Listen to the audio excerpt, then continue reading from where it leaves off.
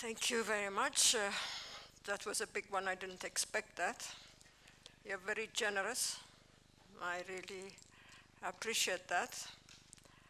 But in actual fact, it is not only me, it is you, it is us who disciplined ourselves and worked so hard. I really owe you a great deal. But thank you for those kind words. I didn't think that I have done so much, but we all did. Thank you very much. Let me, Excellencies, say my closing remarks.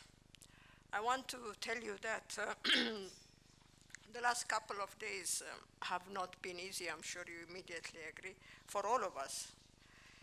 We had a lot of work to do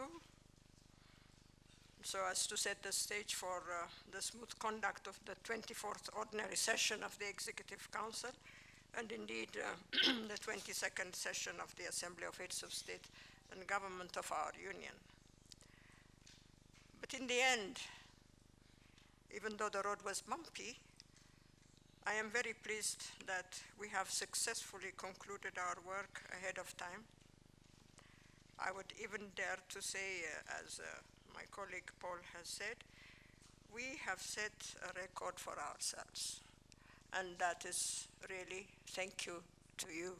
It is you who did that. Therefore, I would like to congratulate you for your efficiency and business-like performance.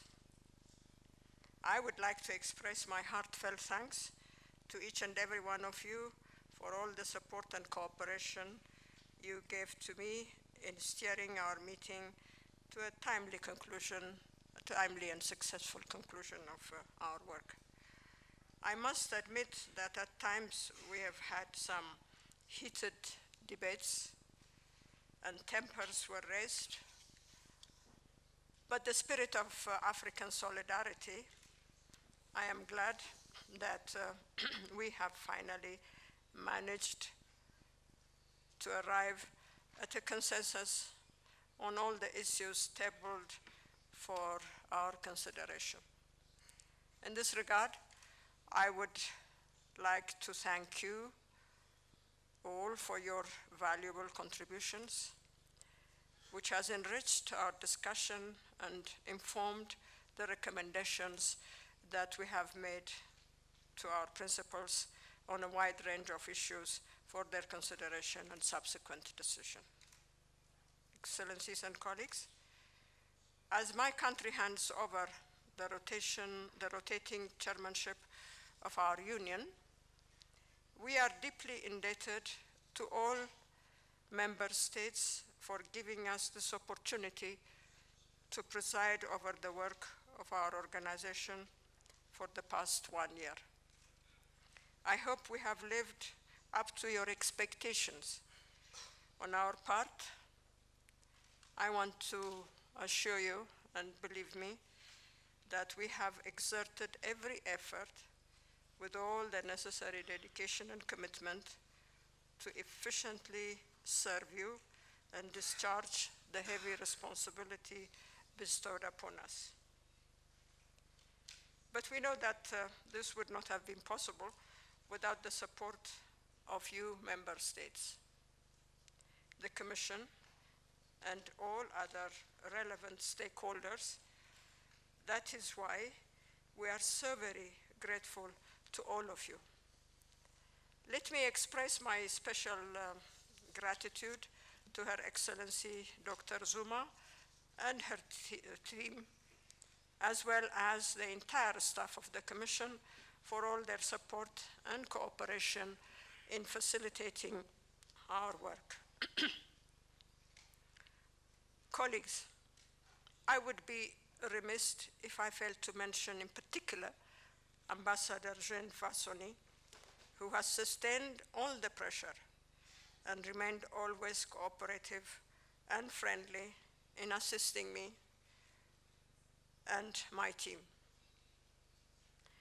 One thing that I have come to realize in the course of this past year, is that the Office of the Secretary General is so very critical in servicing the policy organs, and with the present staff, we should not expect the office to effectively carry out the multitude of tasks.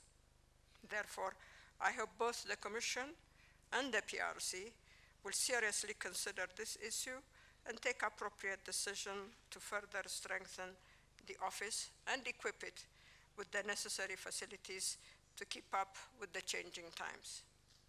But I would like to once again thank Ambassador Fassoni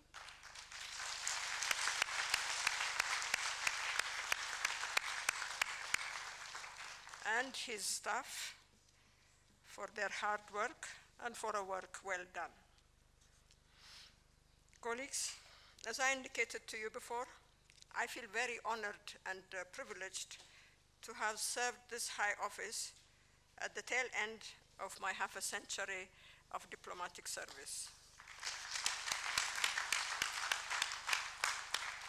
I must say, the past 1 year has indeed been challenging, but I hope that my colleagues in the permanent mission and myself have successfully discharged our responsibilities. I'm particularly happy that we have been able to introduce, as my friend Paul just said, effective time management during our deliberations. Perhaps this could be considered as one of the legacy, as you said, of our chairmanship, and I'm confident that this good practice will be sustained in the coming years. A good example, as was mentioned by the Ambassador of Nigeria, is the conclusion of the 27th session a day and a half before our schedule. This never happened. I have been serving for a long time in this organization. It never happened when we were expected to stay here until midnight, until 2 o'clock, and sometimes in the wee hours of the morning. But I want to thank you for your discipline and diligence. As I look forward to my retirement, Paul, I'm going to retire, hopefully, it gives me a great sense of fulfillment and satisfaction to have contributed a little to the advancement of the objectives of our organization, whose establishment I was privileged to witness 50 years ago, and whose Golden Jubilee celebration I was very happy to partake last year. Even though I had assumed this post in 1995, when the late Prime Minister Meles was chairing the then OAU, I consider my chairmanship over the past 1 year as a jewel in the crown of my diplomatic career. Let me take this opportunity to once again express my profound gratitude to you all for your confidence, support, and encouragement. Excellencies and colleagues, finally, let me express my sincere thanks to the interpreters, translators, and all other support staff who in one way or another contributed their part in the success of our meeting. Without their support, our life, as I'm sure you will agree, would have been chaotic. To be very honest, Excellencies and colleagues, the provision of documents has made a lot of improvement during this session, and on my part, I will not pass without commending the conference division and all those concerned for a job well done.